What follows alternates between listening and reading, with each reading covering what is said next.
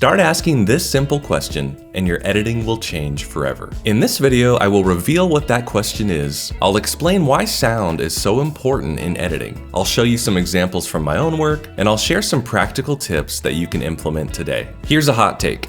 I think sound is more important than visuals when it comes to editing, and I'd like to convince you that it is at least of equal importance. Some of you might be too young to remember this, but in 1999, a film was released called The Blair Witch Project. It was 78 minutes of shaky handheld footage. Now with social media, we're used to consuming vast amounts of low-quality footage. Damn it! But at the time, The Blair Witch Project was pretty groundbreaking. People embraced the found footage aesthetic, and the film grossed over $240 million. Here's a question for you. What if that was reversed? What if the footage was beautiful, but the audio was found audio and was scratchy, difficult to hear, dead, or uninteresting? Would you have sat through that? Would it have been a hit? I would venture to say no. And here's a fun fact about one of my heroes, Walter Murch. Not only is he arguably one of the greatest film editors of all time, he's also one of the greatest sound designers. In fact, in 1997, he won an unprecedented double Oscar for film editing and sound editing for The English Patient. Do you think it's a coincidence that one of the most influential editors was also a sound mixer?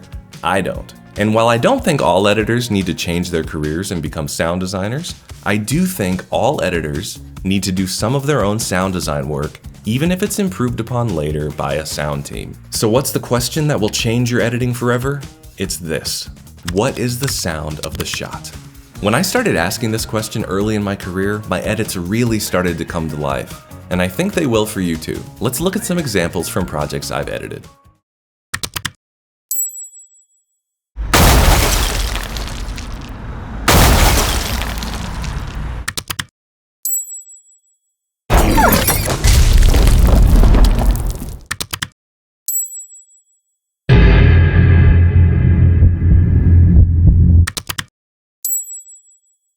Expensive process. But now we have a solution.